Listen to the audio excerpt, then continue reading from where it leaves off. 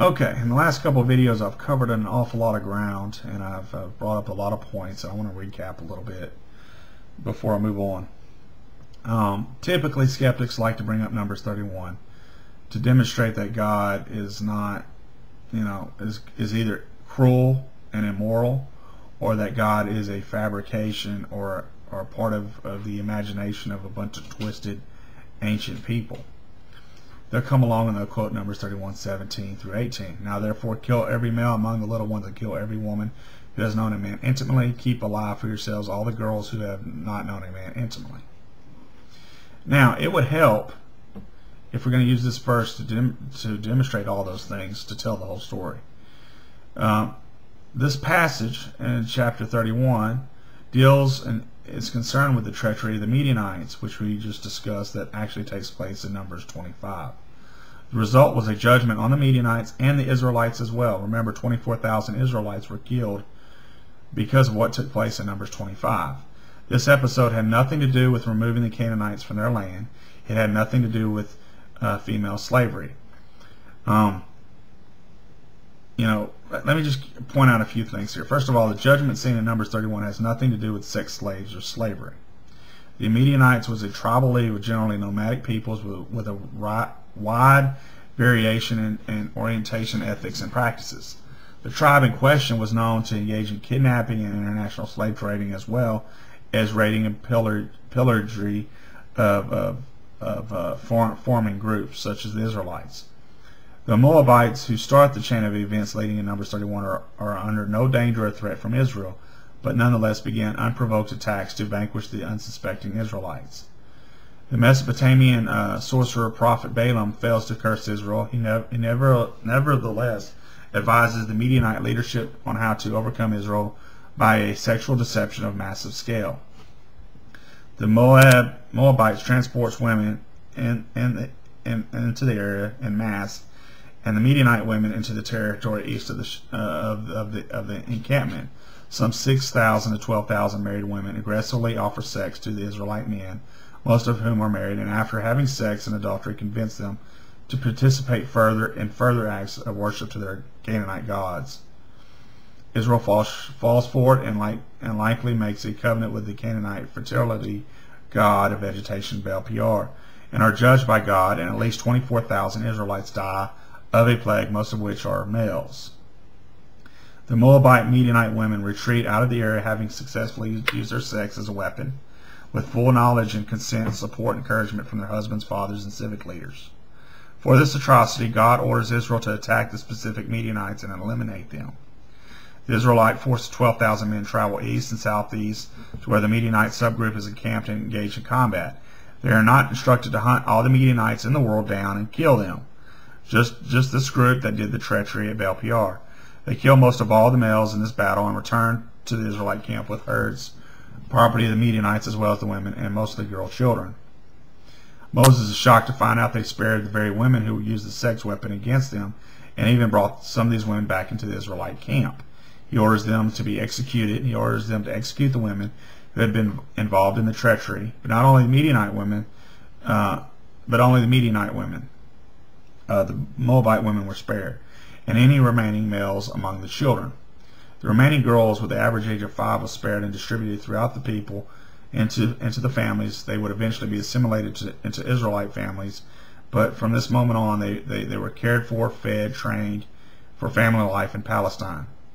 The 32,000 girls could be assimilated into Israel largely because of the death of 24,000 adult Israelites.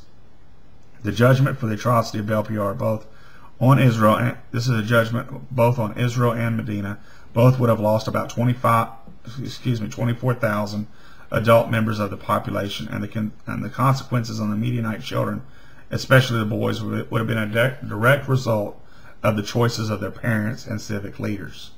The realities of life in the ancient Near East preclude absorption of Israel. Absorption of the residential boys into the people, in keeping with the realities of the time. Okay, now I've discussed the situation, ethics, and unfortunate realities of children victims, in this case the boys. in the ancient warfare in the preceding video pieces on the Canaanites and the Amalekites. So I won't repeat those arguments and supporting documents here. But let me point out again that number one, the Midianite parents would have been legally, ethically responsible for the situation falling upon their children, not the Israelites. The situation was forced upon the Israelites by the unprovoked treachery of the Midianites. No ancient Near Eastern land-based or blood concession-based civilization had means of assimilating foreign males into them except on a severely constrained, deliberate basis. All ancient Near Eastern civilizations recognized the military threat and risk of males, even children, of foreign stock represented. Even the case in which David served the Philistines, the Philistine leaders were sensitive to the issue, and David might turn on his Philistine masters in the heart of battle, 1 Samuel 29. Just as I pointed out in the previous pieces on the Amalekites, there's no social relief institutions in this ancient Near Eastern world at this time. Only the largest empires could afford to take in destitute women and children as temple servants, and the land in which this event occurred was depopulated. There would be no practical way to transport these boys to their next of kin down south, and there was no guarantee they would have taken them anyway, given the Canaanites were generally loyal to the Israelites and were divided in policy. As in the case of the Amalekites, Israel was forced by the Midianite atrocity into the difficult situation, into selecting the most humane way of dealing with the boys, which in most situations in the ancient world was killing them quickly, as opposed to letting them die slowly in the desert. Okay, so in summary, the judgment scene in Numbers 31 has nothing to do with lewd test of virginity. The judgment scene in Numbers 31 has nothing to do with sex slaves or even slavery in general. The judgment scene in Numbers 31 has nothing to do with religious war against the Midianites because of the worship of a different God than Israel. It had everything to do with Numbers 25 and the treachery of the Midianite women and seducing the Israelite men into engaging with them sex and worship to their Canaanite God. So basically that's what it has to do with. Let's see, what else?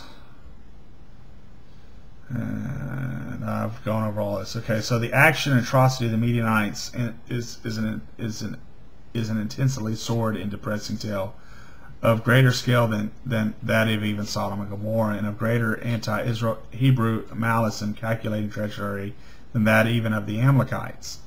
The removal of this exact subculture without impacting the Moabites or the rest of the Midianites for good or ill, while mercifully sparing a very large number of innocent young girls, yet without sparing the guilty Israelites, seems neither cruel nor unfair nor unwarranted, given the horrendously dehumanizing character of this crime and given the unavoidable consequences of conflict upon children in the ancient world. Okay, so now what I'm going to do is I'm going to stop here and then we'll come back and answer a few questions, and then I'm going to wrap up this portion of the series. Thanks.